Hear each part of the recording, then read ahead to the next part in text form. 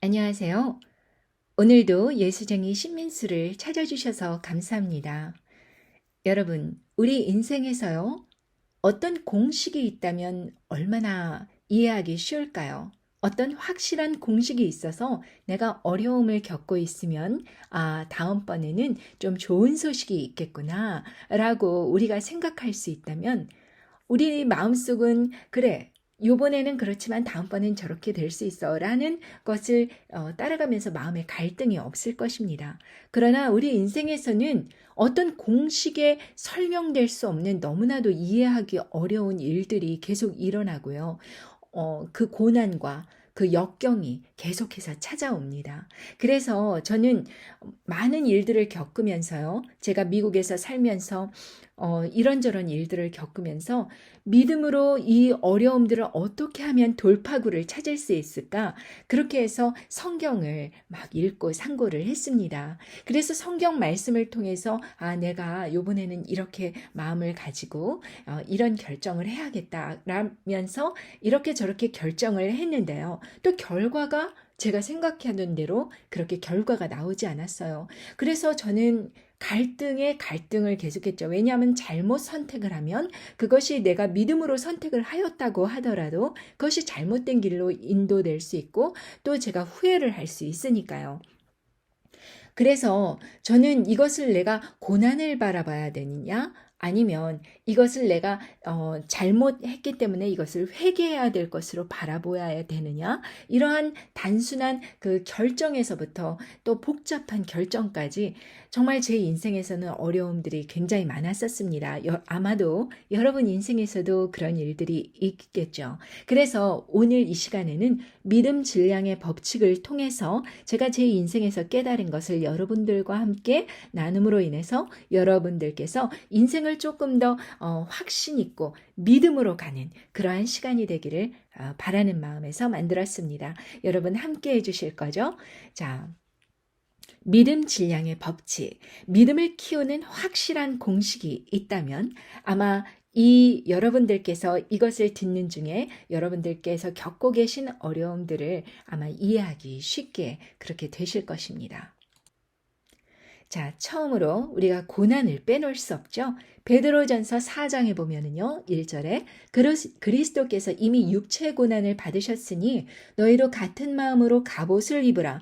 이는 육체의 고난을 받은 자가 죄를 그쳤음이니 그 후로는 다시 사람의 정욕을 쫓지 않고 오직 하나님의 뜻을 쫓아 육체의 남은 때를 살게 하려 함이라. 로마서 8장에 보면요. 17절에 자녀이면 또한 후사 곧 하나님의 후사요 그리스도와 함께한 후사니 우리가 그와 함께 영광을 받기 위하여 고난도 함께 받아야 될 것이니라. 이렇게 고난의 필요성을 우리에게 말씀해 주고 계십니다.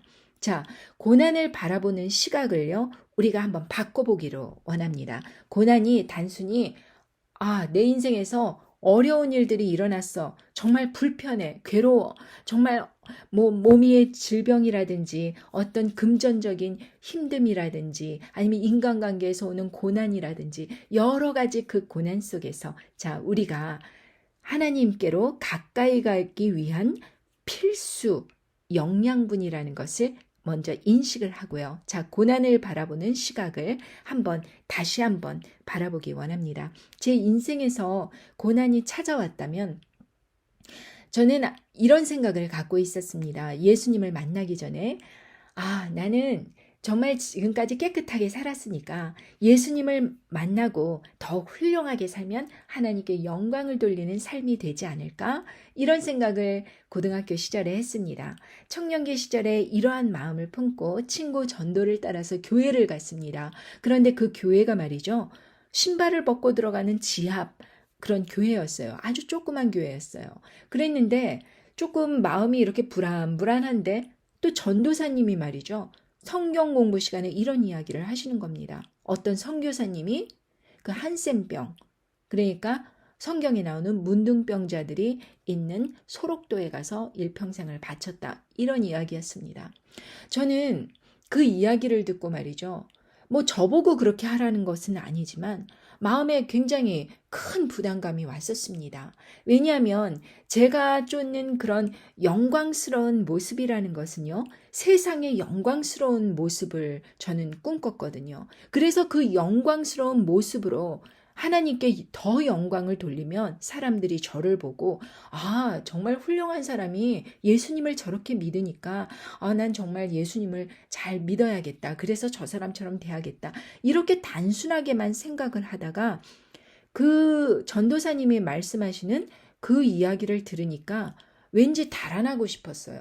왠지 그거는 제 인생에서 안 벌어졌으면 좋겠어요. 그런 마음이 들었었습니다.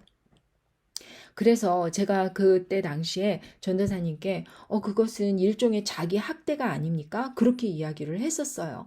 왜냐하면 내 인생에서 좋은 길을 갈 줄 알고도 그 문둥병을 걸릴 수 있다는 위험을 감수하고도 자기 자신을 불나방처럼 그런 상황에 처하게 했다는 것이 저는 그것이 믿음이다라고 이렇게 이해가 되지 않았어요.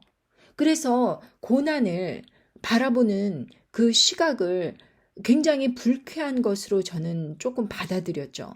그런데 제 인생에서요, 그렇게 하고서는 교회를 이제 나가서 부흥 집회를 참석하게 됐는데요. 부흥 집회에서 또 막 사람들이 막 귀신 소리, 뭐 어떤 뭐 여기 있다 저기 있다 목사님이 그런 이야기를 하니까요. 사람들이 아멘 아멘 울고불고 막 그러는 겁니다. 그러고 나서 끝나고 나서 거기에 고등학생 언니, 얘가 저는 2학년 때 갔는데 3학년 언니가 있더라고요. 그래서 그 언니랑 잠시 대화를 했어요. 그 언니가 유일하게 저와 비슷한 나이로 있었으니까 그 언니에게 말을 걸었죠. 언니 고3인데 정말 공부해야 될 이 시간에 이렇게 피아노 반주를 하고 그러면은 좀 걱정되지 않으세요? 대학 어디 가시려고 그러세요? 그랬더니 그 언니가 하는 얘기가 나 서울대학 갈라 그래. 그러는 것입니다. 그래서 제가 서울대학? 언니 공부 되게 잘하시나 보다. 그랬더니 아니 나 좀 중간 밑이야. 그래요. 그래서 서울대학을 가려면 실력이 굉장히 좋아야 되는데 그 언니 뭐 교회 반주하는 정도 실력이 보니까 그런 것 같지도 않고 그리고 공부를 잘하는 것도 아니고 그러니까 서울대 간다는 말이 굉장히 저에게는 허황되게 들렸어요.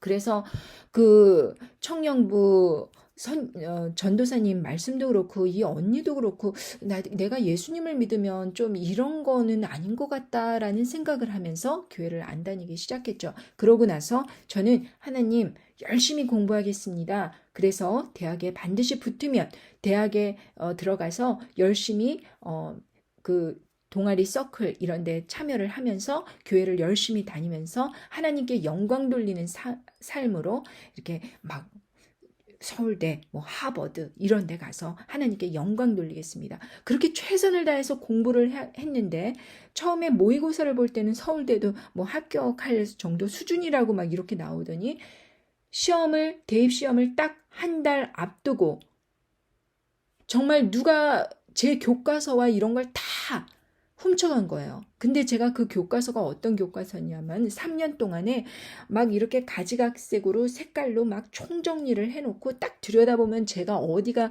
약점이고 이런 거 막 다시 자꾸 틀리는 거 이런 거를 다시 써놓고 엄청나게 꼼꼼하게 깨알같이 이렇게 해서 쫙 해놓은 그런 참고서와 같은 교과서인데요. 그걸 훔쳐갔으니 국수형을 훔쳐갔으니 제 눈앞이 깜깜해지는 것 같았습니다.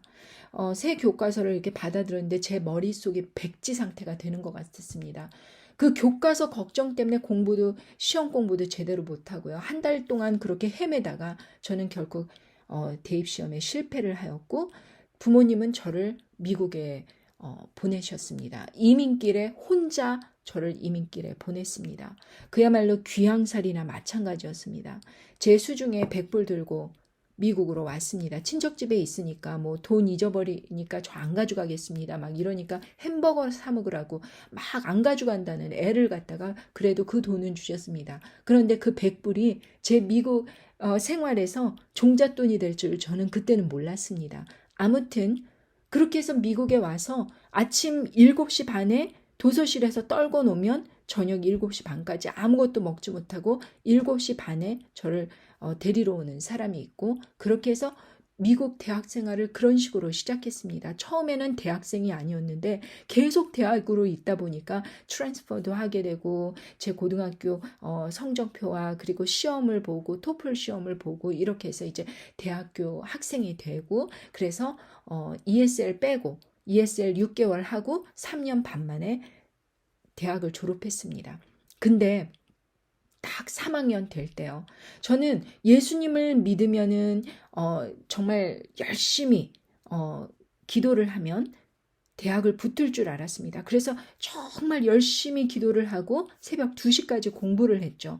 그랬는데 대학 떨어졌지 않습니까? 그래서 미국에 와서는 교회는 좀 가지 말아야겠어. 왜냐하면 교회 가면은 안 좋은 일이 생기고 내가 그렇게 하니까 정말 예수님 열심히 마음으로 믿고 살면 돼. 이렇게 하고 교회를 안 가려고 했었습니다. 그런데 어떤 한국 여학생이요. 그 언니가 저를 자꾸 교회로 가자는 겁니다. 처음 6개월간은 한국 사람도 아닌 것처럼 막 그렇게 했는데 이제 저에게 자꾸 교회를 가자고 하니까 교회를 한번 따라가게 되고 그렇게 해서 이제 열심히 활동을 하다가 거기에서 이제 디렉터로 연극 디렉터를 맡아서 뭐 크리스마스 때 부활절 때 이를 연극 행사를 담당을 했습니다. 그리고 연극 행사를 담당하고 오는 길에 대형 차 사고가 났는데 교회 모임이 끝나고 오는 길에 저는 차 사고를 당했습니다.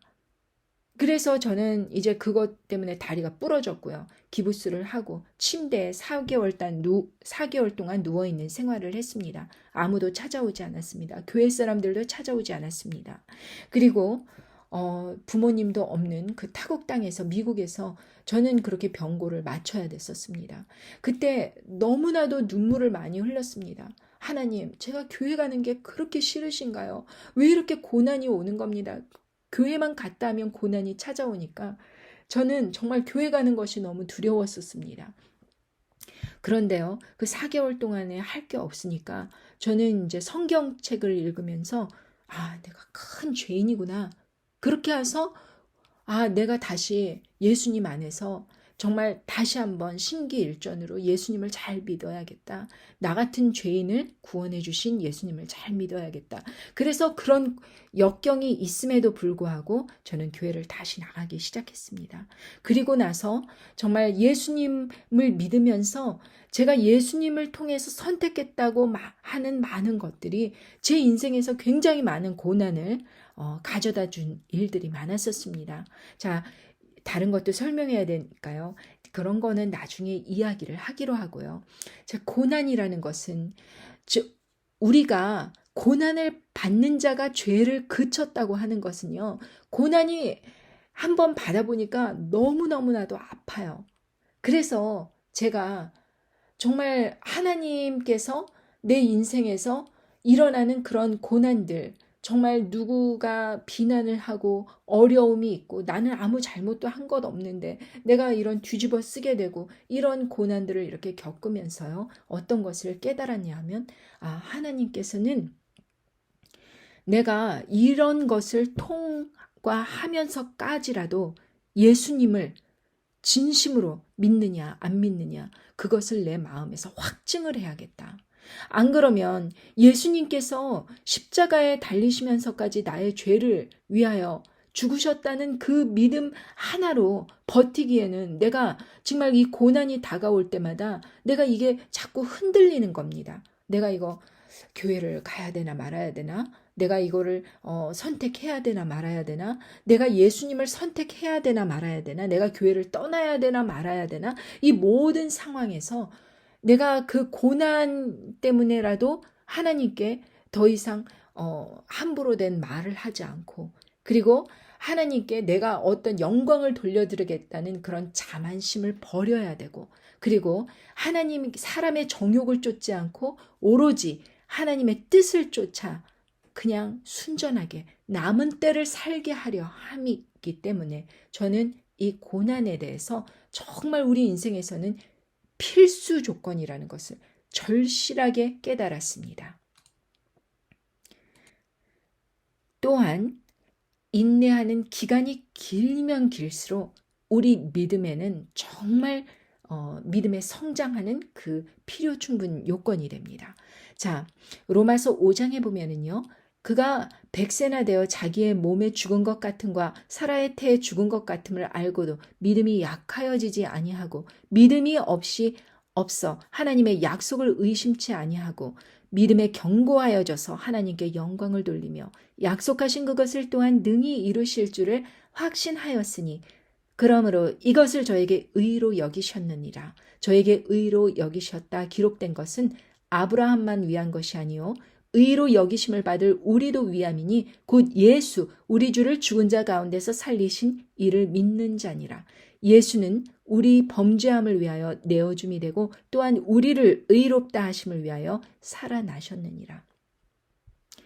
100세나 되었다면 사실 살아도 그렇고 나이가 많이 되었다면 희망을 할 수 있는 그런 기간이 지나버렸습니다. 왜냐하면 75세쯤 됐을 때 이제 너의 씨가 세상에 퍼지리라는 그런 말씀을 받으셨을 때 25년 동안 후사를 주시지 않았음에도 불구하고 아브라함이 100세나 되어 자기 몸이 거의 죽었다 이런 것 같은 거 또 사라의 태에 죽은 것 그런 것을 알고도 믿음이 약하여지지 아니하였다는 것은 인내하는 기간 동안에 하나님의 약속을 붙들었다는 것을 의미합니다. 노아도 예를 들면은 그때는 홍수가 일어나기도 전에 한 번도 홍수로 이렇게 큰 일이 있기도 전에 홍수를 대비하여서 방주를 만들었다는 것은 그때 세상 사람들에게 얼마나 큰 비웃음을 받았었겠습니까? 그럼에도 불구하고 100년 동안 믿음을 놓지 않고 꾸준히 하나님께 그 믿음으로 가는 그 여정을 멈추지 않았다는 것을 의미합니다. 제 인생을 돌아봤을 때도요. 인내하는 기간이 그냥 1년, 2년도 아니고 10년, 20년 이렇게 되었었습니다. 예를 들면 저는 남편의 그 변화됨을 위하여서 굉장히 기도를 하였습니다. 벌써 25년이라는 이런 세월이 흐를 동안 정말 잘하는가 안 잘하는가 정말 어려움이 많았었습니다. 그럼에도 불구하고 정말 어떤 한 사람을 놓고 기도한다는 것은 정말 쉽지 않은 일이었습니다. 저희 남편은요. 신혼 여행을 가서 이혼을 하자고 그러더라고요. 3년 동안 저를 쫓아다니면서 저랑 결혼할 것을 그렇게 열심히 구애하고 사람들에게 저의 이름을 우리 민수, 우리 민수 이러면서 사랑하는 것을 사람들에게 다 고백하고 다녔던 그런 남편인데 신혼여행에 가서 그렇게 이야기를 하더라고요. 근데 그런 남편의 이제 정말 그 뭐 청년 시절 때도 이렇게 좀 그런 것은 너무 심하다 이런 걸 느꼈지만 결혼하고 나서 남편이 너무 바뀌어버린 모습 때문에 제가 갈등이 왔었습니다. 하나님의 말씀을 의지하여서 선택했다고 하는 그 선택이 하나님께서 제 눈앞에서 이건 아닌데 라는 것을 분명하게 보여주실 만큼 시댁도 그렇고 저희 남편 모습도 그렇고 너무나도 제가 상상했던 것과는 180도 다른 모습을 보고 저는 그 기간이 언제쯤 끝나려나 1, 2년이면 참을 수 있겠다. 3년이면 참을 수 있겠다. 5년이면 참을 수 있겠다. 10년까지 딱 갔는데도 이것이 끝나지 않는 전쟁으로 계속될 때 저는 내가 잘못 선택했다는 것을 인정해야 되나? 이렇게 생각이 들 정도로 믿음이 흔들렸었습니다. 하나님께서 내게 선택을 하라고 하신 선택이 아니었었는데 내가 그냥 잘못 환청을 들은 걸지도 몰라. 이런 생각이 들었었습니다. 그런데 20년, 25년 이렇게 지나니까 하나님께서 하나하나씩 물꼬를 터주시는데요. 역시 제 힘으로는 아무것도 할 수 없었지만 하나님께서 그 모든 것을 조금씩 변화시켜 주시더라고요. 그러니까 여러분들 인내하는 기간이 길면 길수록요. 믿음이 단련되는 그 근육들이 더 튼튼해지는 것입니다. 우리가 운동 헬스클럽 가서 하루 빡세게 하고 정말 몸이 건강해지는 것 아니지 않습니까? 10년, 20년 그런 것을 조금씩 매일 스킵하지 않고 계속해서 나아갔을 때 우리는 다른 사람들의 몸과 완전히 다른 그런 단련된 모습을 보는 것처럼요. 인내하는 기간 동안 그 훈련이 길면 길수록 그 믿음이 단단해지는 것입니다. 자, 그 다음에는요. 우리의 인생에 잡아 끄는 그런 문제들이 있습니다. 바로 불신이죠. 로마서 8장에 보면요. 육신의 생각은 사망이요 영의 생각은 생명과 평안이니라. 육신의 생각은 하나님과 원수가 되나니 이는 하나님의 법에 굴복치 아니할 뿐 아니라 할 수도 없습니다. 육신에 있는 자들은 하나님을 기쁘시게 할 수 없느니라. 만일 너희 속에 하나님의 영이 거하시면 너희가 육신에 있지 아니하고 영에 있나니 누구든지 그리스도의 영이 없으면 그리스도의 사람이 아니라. 또한 그리스도께서 너희 안에 계시면 몸은 죄로 인하여 죽은 것이나 영은 의를 인하여 산 것이니라. 예수를 죽은 자 가운데서 살리신 이의 영이 너희 안에 거하시면 그리스도 예수를 죽은 자 가운데서 살리신 이가 너희 안에 거하시는 그의 영으로 말미암아 너희 죽을 몸도 살리시리라. 우리에게 찾아오는 이 불신은요. 그냥 하나님 안 믿어 그런 불신이 아닙니다. 육신에 있는 자들입니다. 하나님의 뜻 안에서 이것이 계속 이어지고 있다. 하나님 뜻 안에서 내가 살고 있다. 이것을 매사에 인정을 하면서요. 하나님께서 하시니 나는 순종하겠다. 이런 착한 마음을 갖고 있는 것이 아니라요. 이거 하나님께서 정말 세상에 계시다면 이런 내게 일이 일어날 수 있을까? 이런 게 불신입니다. 우리는 불신에 대해서 정말 나쁜 사람들 이렇게 생각을 하지만요. 상처로 인한 불신, 이것은 우리 누구나가 겪는 불신의 모습입니다. 처음에는요, 예수님 열심히 믿고 천국 가려고 했었습니다.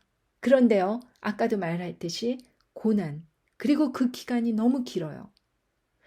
예를 들면 어떤 불치병에 걸렸는데 열심히 기도를 하고 열심히 쫓아다니고 열심히 좋다는 거 다 해보고 하나님 안에서 기도해보고 안수기도도 받고 그랬는데 그것이 5년, 10년, 15년, 20년 됐었을 때 거의 죽을 몸이 되었을 때 불신의 마음이 들어오는 겁니다. 상처로 인해서. 나를 사랑하신다면 이렇게 오랫동안 나를 병에 가둬두실 수가 있을까 하는 그런 불신이 생기는 것입니다. 육신의 생각은 사망이요 영의 생각은 생명과 평안이니라.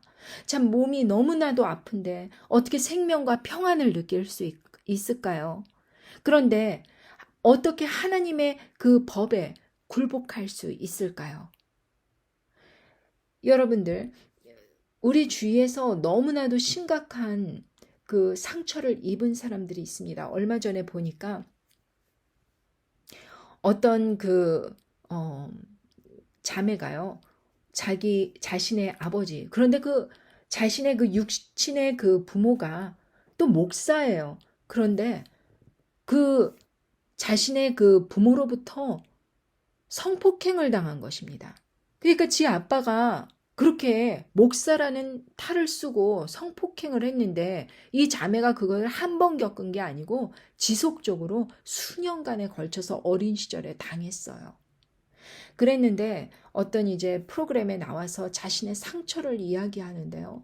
정말 이것은 사람들로 하여금 어떤 생각이 들게 하냐면 하나님께서 하나님을 전한다고 하는 그 사람이 어떻게 이렇게 이중인격의 인생을 살며 또 이 자매가 그런 모습을 바라보면서 지 엄마는 쉬쉬하면서 그걸 감추고 있고요. 지 아빠는 그것을 막 저지르면서 말을 못하게 하고요. 막 그 자매를 가두고요. 그런 식으로 딸을 갖다 가둬두고요. 그 딸이 그런 거를 수년간 겪었을 때 얼마나 수치심과 상처와 육신의 고통 이런 것을 겪었을까 생각하니 정말 입이 다물어지더라고요.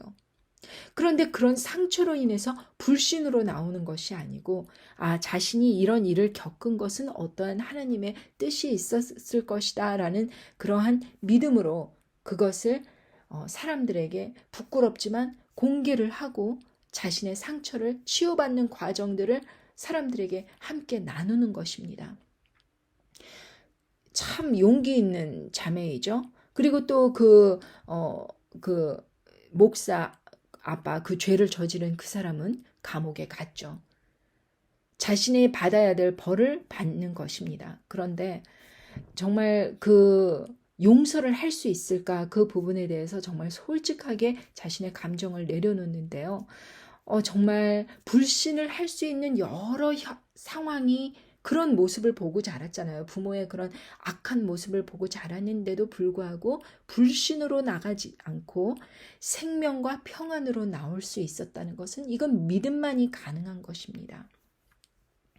어떤 자매가요, 어, 저에게 옛날에 젊었을 때 있었던 일인데 저희 집에 막 수도관이 터졌어요. 근데 공교롭게도 그 막 수도관이 터져서 집에 막 물이 흩어지고 또 물을 다 잠궈버리니까 저희는 호텔로 피신을 갔습니다. 공교롭게도 그 다음날 저희가 교회 그 사람들을 초대해서 그 밥을 식사 대접을 하는 그런 순서였는데 음식은 재료는 다 만들어 놨는데 막상 사람들을 초대하려면은 이제 기술자가 와서 그걸 고쳐야 되는데 다음날 되니까 뭐 스케줄이 안 돼 갖고 그것을 음식을 싸갖고 와서 교회에서 이제 대접을 했습니다. 교회 부엌에서 만들어서 대접을 했습니다. 이것이 문제가 된 것입니다. 어떤 자매가 저를 막 공격을 하면서요. 자기 자신은 그 자매가 어떤 자매냐면 전도사예요.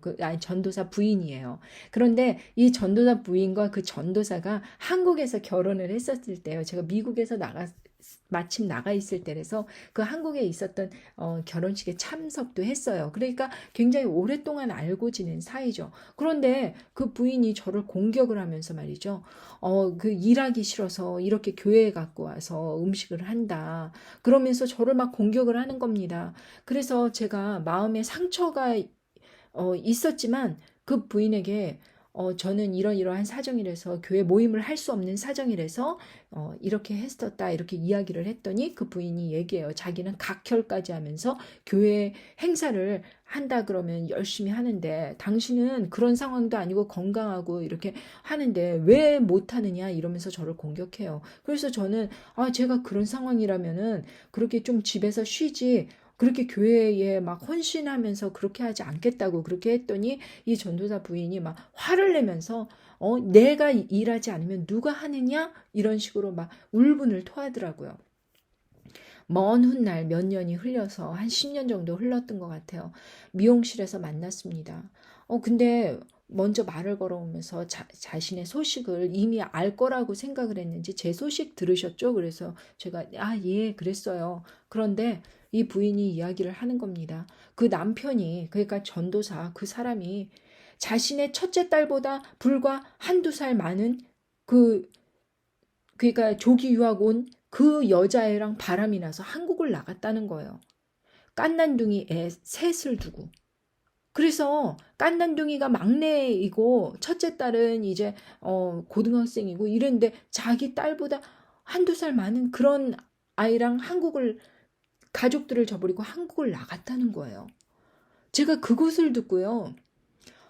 너무 깜짝 놀랐습니다. 왜냐하면 저는 그 부부가 믿음으로 뭉쳐진 가족이라고 생각하고 그런 가정이라고 생각해서 굉장히 대단하다. 이렇게 보던 그런 가정이었거든요. 그런데 그 상처, 그러니까 하나님 안에서 내가 이렇게 각혈까지 하면서도 내가 예수님을 섬긴다 이런 것을 갖다가 상처로 이게 낫지 않으니까 상처로 몸에 가지고 있었던 거예요. 마음에 가지고 있었던 거예요. 그러니까 이것이 믿음으로 생명과 평안으로 나가는 것이 아니고 주위 사람들을 막 정죄하면서 나는 이렇게까지 하는데 너는 왜 그렇게 못하냐 이런 것이 쌓이고 쌓여서 막 자신에게 막 상처 덩어리로 있는데 남편까지 그런 일을 저지르니 얼마나 더 큰 상처가 되겠습니까? 그러니까 여러분들 이 상처는 정말 해결해야 되는 것이고요. 이것이 불신을 일으키는 그런 악한 불쏘시개가 된다는 것을 여러분들 잊어서는 안 됩니다. 정말 그 사탄도 왜 그렇게 그러니까 하나님을 저버리고 악의 세력으로 그렇게 커갔겠습니까? 처음에는 하나님을 섬기는 그런 천사였었어요. 그런데 왜 그랬겠습니까?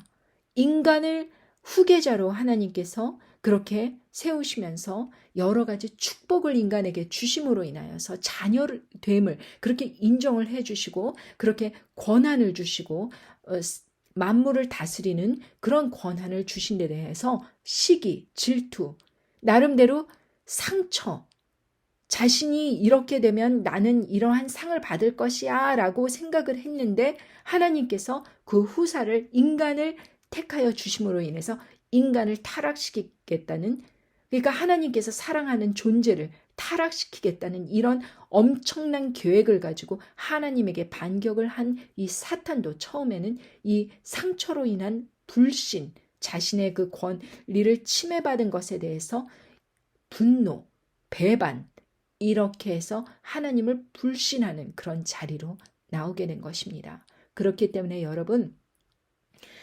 불신이라는 것은요, 조금 가져도 되고 안 가져도 되고 이렇게 아예 그 틈을 주면은 안 됩니다. 이것은 반드시 해결해야 됩니다. 여러분들.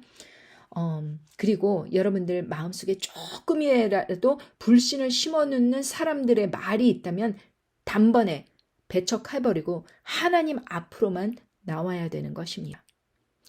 기도와 말씀, 당연히 하나님께서 이 기도와 말씀은 우리 일상생활에서 믿음 생활에서 빼놓을 수 없는 것이죠. 그런데 우리는 기도의 목적을 잘못 알고 있습니다. 기도의 목적을 우리는 이렇게 해요. 내가 원하는 것을 다 이루어 주시기 위해서 기도를 하는 것이다. 아니요. 기도는요. 우리가 하나님께서 원하시는 그 뜻 안에서 살기 하기 위해서 기도를 하라고 하시는 것입니다. 왜 방언을 주셨겠습니까? 방언은 솔직히 우리가 원하는 것을 막 이야기하는데 방언은 별로 연관이 없어요. 방언은요. 어떤 말 하나님께 직접 내가 기도할 수 없는 것을 하나님께 성령님께서 직접 간구해 주시는 것입니다. 그것이 방언입니다. 그렇기 때문에 여러분들은 방언 받기를 정말 간절히 사모하셔야 돼요. 제가 예전에 말로써 기도를 했었을 때 그 기도 제목들을 봤더니요. 정말 유치찬란이더라고요. 내가 어떻게 이런 걸 기도했었을까 하는 거예요. 그런데 정말 방언을 예전에 고등학교 때 정말 허술한 그 교회에서 처음에 방언을 받았었는데요. 저는 그 후에 방언이 하나님께서 주신 방언이 아닐지도 모른다. 여러 사람의 그 쓸데없는 말을 따라서 그냥 육신의 기도를 했었던 것입니다. 얼마나 퇴보를 했겠어요. 그런데도 불구하고 저는 수십 년간 그런 기도를 꾸준히 해왔습니다. 그런데요, 정말 최근 몇 년 안에 저는 방언 기도를 해야겠다. 그냥 내가 방언 기도를 그냥 이렇게 했던 것이 등한시하면서 내가 육신의 기도를 했던 것이 정말 후회가 되면서 방언 기도를 해야겠다. 그러다 보니까 제가 방언 기도를 할 때요. 먼저 로마서 8장에 보면은요. 이와 같이 성령도 우리 연약함을 도우시나니 우리가 마땅히 빌 바를 알지 못하나 오직 성령이 말할 수 없는 탄식으로 우리를 위하여 친히 간구하시느니라. 마음을 관찰하시는 이가 성령의 생각을 아시나니 이는 성령이 하나님의 뜻대로 성도를 위하여 간구하심이니라. 제가 저 자신을 위해서 뭘 기도해야 될지 몰라요. 그런 쓸데없는 그런 기도를 유치찬란한 기도를 막 하나님께 해왔더라고요. 그런데 성령님께서 방언 기도를 통하여서 제가 이렇게 기도를 할 때요.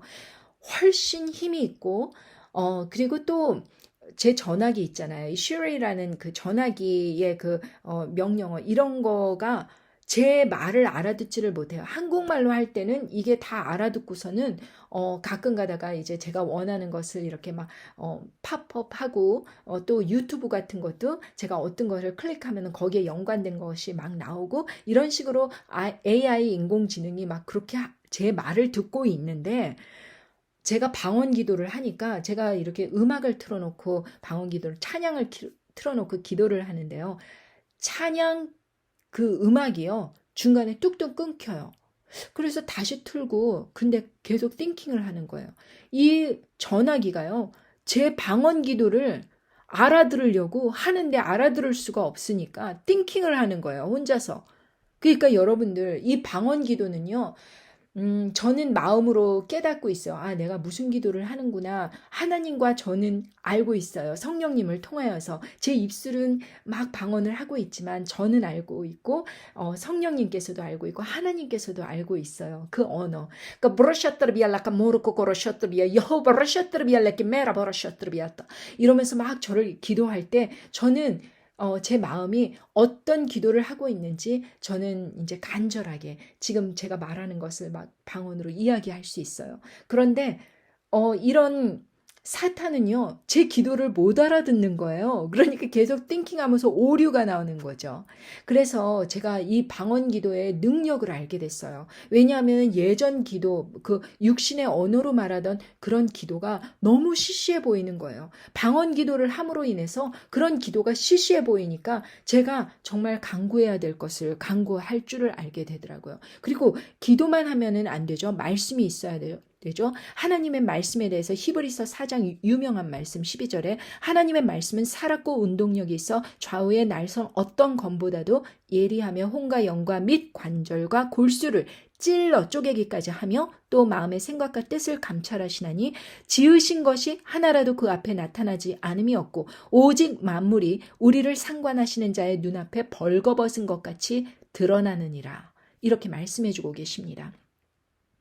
그렇기 때문에 이 말씀이요, 유기체처럼요, 우리 마음에서 역사하실 때요, 정말 놀라운 그 일들은요, 예전에도 읽었던 것인데, 어떤 상황에서 내가 말씀을 읽을 때요, 말씀이 막 살아있는 그 움직이는 말씀처럼 제 마음속에 콱콱 박히면서 그 말씀이 예전에는 그렇게 큰 뜻으로 와닿지 않았었는데, 그 말씀이 하이라이트 된 것처럼 딱 마음에 와닿으면서 어떤 결정을 해야 될 때나 어떤 일들의 분별을 해야 될 때 말씀이 딱 꽂히면서 제가 그 선택을 할 수 있는 것이죠.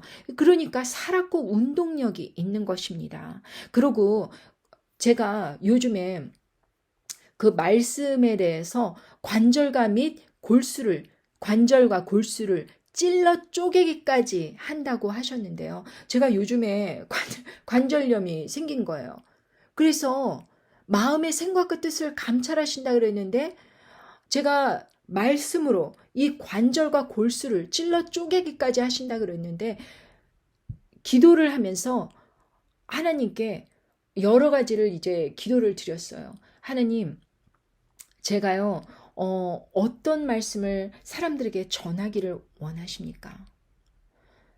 제가 정말 이 말씀을 전하는 것에 대해서 정말 사실은 부담감이 많이 느끼잖아요. 전직 세일즈맨. 그리고 제가 성경 말씀에 대해서 뭐 어떤 사람보다는 깨달음이 얕을 수도 있어요. 그런데 제가 이런 사람이 정말 이렇게 말씀을 전해도 될까요? 그래갖고 한동안 전하지 않았었습니다. 그랬더니 정말 이 손이요. 이 왼쪽 두 번째 손가락이 움직일 수도 없어갖고요. 오케이 할 때 그 동그란 그 두 번째와 검지와 엄지가 다물어지지 않을 정도로 그렇게 아픈 거예요. 그래서 뭐 류마티스 관절염도 아니고 이게 뭐야 도대체 막 이러면서 제가 그 말씀을 했을 때 이 말씀이 이제 딱 들어오면서 내가 하던 것을 계속 해야겠구나. 사람들에게 내가 깨달은 것을 전하지 않으면은 나에게 오히려 화가 있구나. 그렇기 때문에 내가 깨달은 바를 전해야겠구나. 그런 깨달음을 얻었습니다.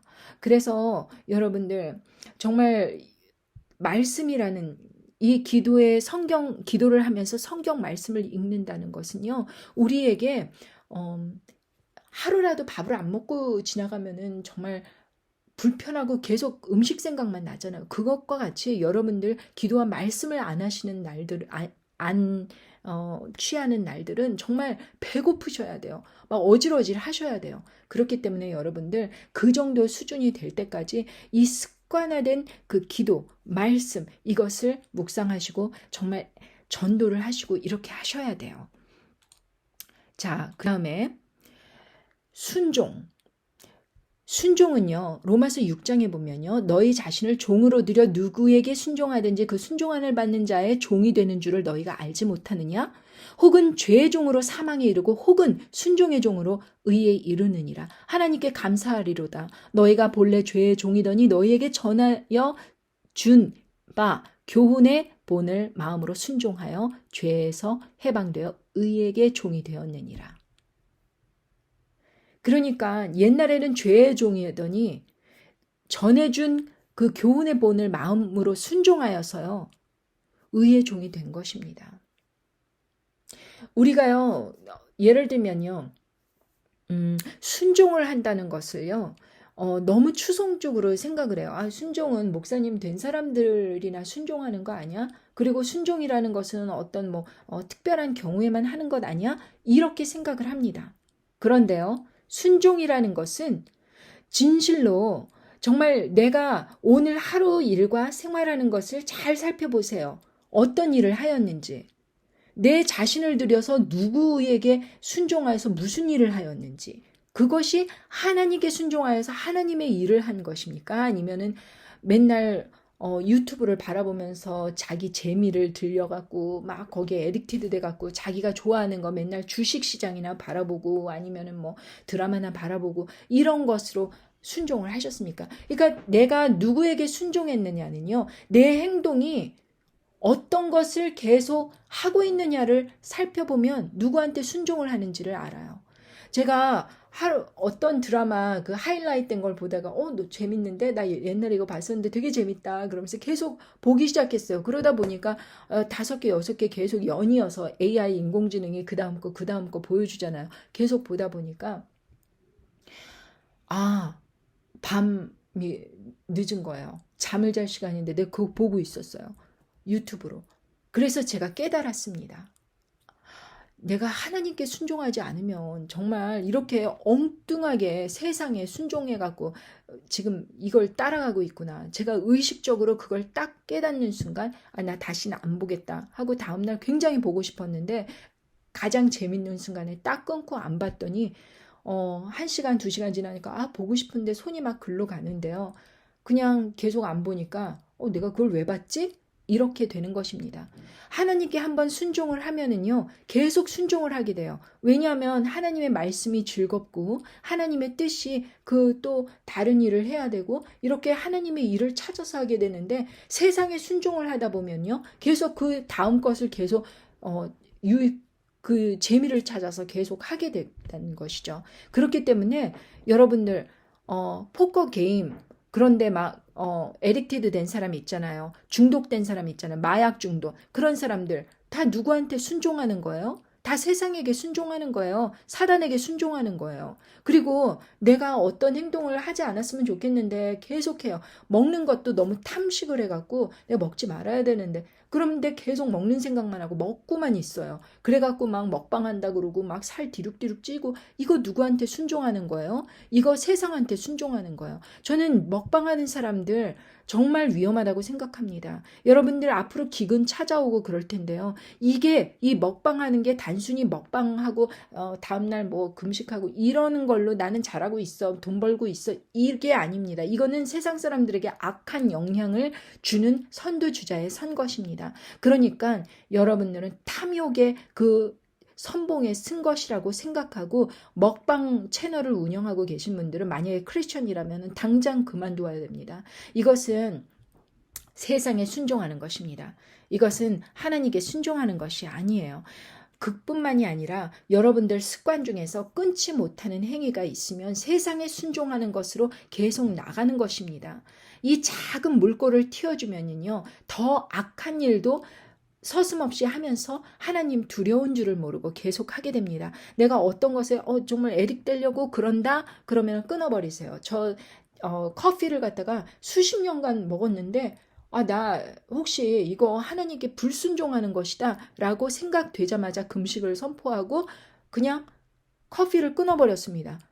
이틀째 안 먹었어요. 3일째 안 먹었어요. 그러니까 영원히 안 먹게 돼서 지금 5, 6년 돼가는데요. 커피같이 이런 것도 이게 세상을 따라간다 생각을 하면은 일단 하나님께 순종하는 마음으로 하루라도 들여보세요. 그러면 하나님께서 성령님께서 끊게 해주십니다. 그 다음에 전도.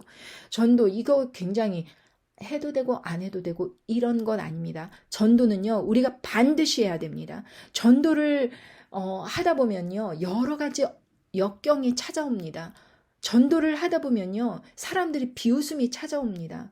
전도를 내가 처음에는 순전한 마음으로 했는데요, 결과가 그 사람은 하나님을 안 믿고 막 사는데 잘 되고 있고, 저는 예수님을 전도했는데 제 인생이 막 나락으로 떨어지는 것 같이 그 사람이 보이면은요, 저한테 찾아와서요, 이렇게 이야기하는 경우도 봤습니다. 그게 네가 하나님 믿는다고 하는 그런 결과냐? 그게 예수 믿고 변화된 모습이냐? 그러면서 저한테 오히려 역으로 따지더라고요. 그러면서 제 자신을 막 추락시켜 버리는 것입니다. 그래서 전도를 참 하기가 부담스러워요. 왜냐하면 제가 승승장구해야 되는데요. 제가 세일즈 하면서 막 어렵고, 또 사람들이 저에게 막 어떤 사람이 저에게 차를 사가고요. 제가 벤츠를 판매했었는데 차를 사가고요. 저에게 이런 이야기를 하더라고요. 자기 차에 문제가 생기니까 사실 차를 제가 만들진 않지 않았습니까? 벤츠라는 좋은 차를 그냥 팔았을 뿐이지 제가 차를 만든 건 아님에도 불구하고 그 사람이 저에게 찾아와서 제가 웃고 있고 먹고 있고 마시고 있고 이런 모든 것이 전도한다고 하는 모든 행동이 가식스럽답니다. 그리고 성경책을 당장 제 책상에서 치워버리래요. 제가 근무하는 그 데스크에 성경책이 놓여 있었는데 그걸 치워버리래요. 가증스럽다고요. 저는 그 사람의 말로가 너무 걱정이 됐습니다. 사실 그 사람이 정말 제게 준 상처보다도 하나님께 이런 마음이 들더라고요. 하나님, 저를 좀 높여주셔야지. 제가 전도하는 게 힘이 붙어서 막 할 텐데, 저는 이렇게, 저 사람은 손님, 저는 세일즈맨으로 있는데, 저 너무나도 비참합니다, 하나님.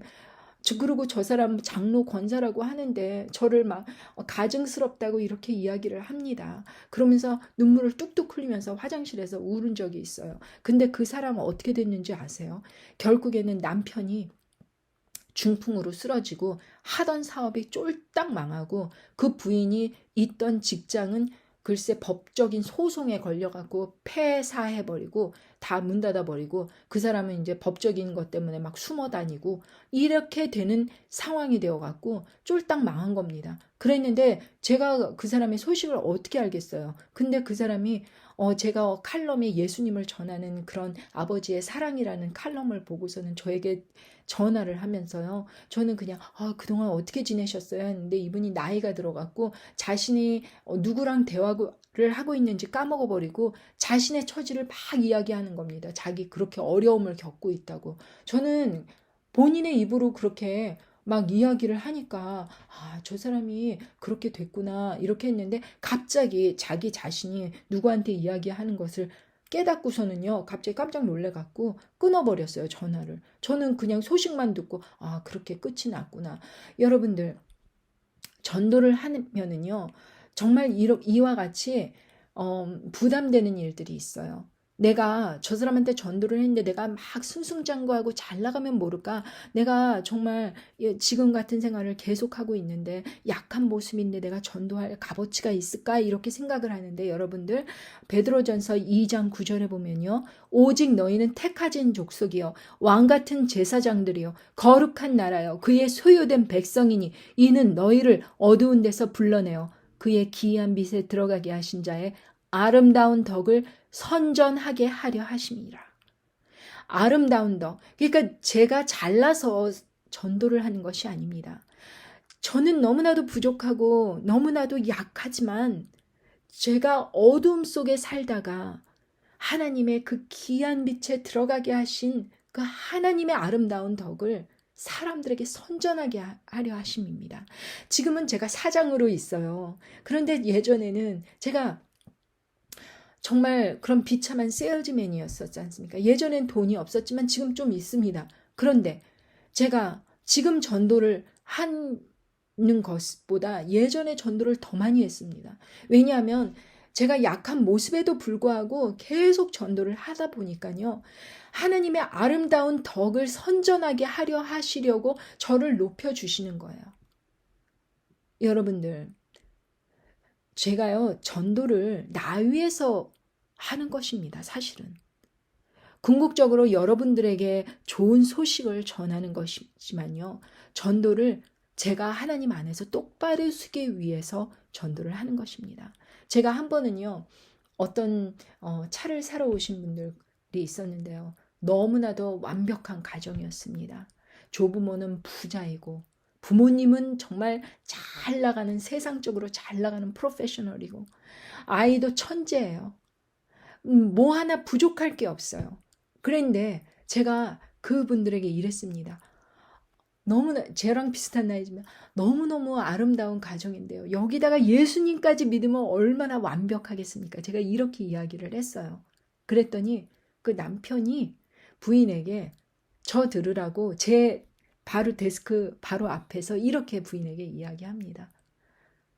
여보, 세일즈맨 말을 믿어? 저거 다 하나라도 팔라고 하니까 저런 거짓말 하는 거지. 이렇게 이야기를 하는 것입니다. 제가 그 이야기를 듣고요. 너무 억장이 무너져서요. 그분들을 그 파이낸스 매니저 하시는 분, 파이낸스 매니저는 이제 미국 사람이니까 그 사람 사무실에 데려다 주고요. 차를 파는지 말든지 저는 그냥 화장실 와서 또 울었습니다. 화장실에서 우는 게 제일 편해요. 왜냐하면 사람들 앞에서 울면 창피하잖아요. 근데 하나님께서 위로를 주시더라고요. 잘했다. 그런 상황에도 전도를 하더라도 하나님께서 저를 위로해 주시는 것입니다. 하나님, 저 너무 부끄러워서 죄송해요. 업신여김 받지 말라 그랬는데 제 자신이 너무 작아서 죄송합니다. 하나님, 그럼에도 저 이렇게 어두운 데서 불러주신 우리 하나님 감사합니다. 저런 사람들처럼 이 세상과 다 가지고 있지 않지만 하나님 아버지 저 부끄러운 거 많지만 하나님 저 사랑해 주셔서 감사합니다. 눈물이 흘렀어요. 감사가 오히려 나오더라고요. 그리고 나서 먼 훗날 어떤 집에 놀러 갔다가요. 그 아들이 장례식장에 갔다 왔다고 하는 것입니다. 깜짝 놀랐습니다. 누구의 장례식이었냐면 그 잘 나가고 흠없고 그 완벽한 가정의 그 천재 아이, 그 아이의 장례식이었다고 합니다. 저는요, 또 한 번 억장이 무너졌습니다. 그렇게 훌륭하고 멋있는 가정이 예수님을 믿어서 정말 그랬다면 얼마나 좋았을까. 그런 일 없었을 텐데. 여러분, 이 말씀을 들으시면서요, 여러분, 우습게 보일 수도 있어요. 지가 뭘 한다고 저러나. 그런데요, 전도하는 사람들요, 함부로 말하지 마십시오. 예수님을 여러분들 인생에서 전해줌으로 인해서 여러분들이 거룩한 나라, 소유된 백성, 왕 같은 제사장, 택하신 족속, 이렇게 되라고 여러분들에게 전도하는 것입니다. 그렇기 때문에요, 여러분들 세상 것 아무리 좋아도요, 왕 같은 제사장보다 더 좋아요. 영원히 사는 그 세상에서 왕 같은 제사장 하는 게 이 잠시 잠깐인 이 세상에서 좀 맛있는 거 먹고 좋은 데 가고 그런 것보다 훨씬 낫잖아요. 이거 기억이나 나요? 여러분들 10년 전에 어디 가서 멋있는 걸 먹었어요. 몇 날 몇시 기억하시는 분 한 분이라도 있으신가요? 단지 1년 전 것도 우리는 기억을 못해요. 1년 전에 만난 사람도 기억 못하고요. 그런데요, 영원히 살 그곳에서 우리가 이 잠시 잠깐 사는 이 믿음의 선택 때문에 여러분들 인생이 바뀌는 겁니다. 영원한 그 종착점이 틀려지는 것입니다. 예수님 믿으셔야 돼요. 그리고 세상 것 버리셔야 됩니다. 담대하게 버리시고 그냥 순교하는 마음으로 예수님 선택하셔야 됩니다. 제가 예전에 정말 그렇게 예수님 믿고 나서 막 안 좋은 일 있고 그랬었을 때 제가 예수님을 떠났다면은요, 저는 이 좋은 것을 맛보지 못했었을 것입니다. 여러분들, 제가 제 인생을 통해서 얻은 공식을 이제 다 정돈해서 알려드리겠습니다. 자, 여러분, 우리 인생에서는 말씀드렸듯이 고난이 있습니다. 고난 곱하기 인내. 그것이 크면 클수록요, 믿음이 성장이 됩니다. 그런데요, 우리 인생에서 불신이 생기잖아요. 그러면은 그만큼 깎여지는 것입니다. 그만큼 나눠지는 것이에요. 그런데요, 기도하고 말씀을 읽고 순종하면서 전도를 하고 이러는 것을 통해서 믿음의 성장이 있는 것입니다. 그런데요, 기도, 말씀, 순종, 전도, 이것은요, 교회에서 다 알려줘요. 그런데요, 고난과 인내가 있다는 것, 이것은요, 그렇게 강조하는 사람들이 없어요. 그리고요, 우리의 불신이 있어도 조금 불신은 괜찮다고 생각을 해요. 왜냐하면 기도, 말씀, 순종, 전도, 이거는 우리가 의지적으로 할 수 있는 거지만요, 고난과, 그리고 정말 고난이 찾아온다는 것, 그리고 그 기간이 오랫동안, 인내 기간이 오랫동안 된다는 것, 이것은 우리가 조종할 수 있는 것은 아니에요. 그리고 우리가 상처받는 것, 그래서 불신이 생기는 것, 이것도 상처받는 것, 우리가 조절할 수 있는 것이 아니에요. 그렇기 때문에 이 고난하고 인내를 결국에는 기도와 말씀, 순종, 전도, 이것을 아무리 열심히 한다고 하더라도요, 고난과 인내를 결국에는 겪으면서 불신이 더 커져버리면은요, 기도했던 거, 말씀 읽었던 거, 순종했던 거, 전도했던 거 다 까먹는 거예요. 그러니까 우리는 고난과 인내를 불신보다 월등하게 커야 돼요. 불신은 정말 0이 되면은 다 0이 되는 거지만 불신이 0인 사람은 없으니까 우리가 정말 너무 의문점이 들어요. 나 이거 계속 해야 되냐요? 이렇게 의문점이 드는 거, 그걸 일이라고 뒀을 때요, 그게 우리가 허용할 수 있는 최대치라고 그렇게 우리 마음속에 결심을 해봐요.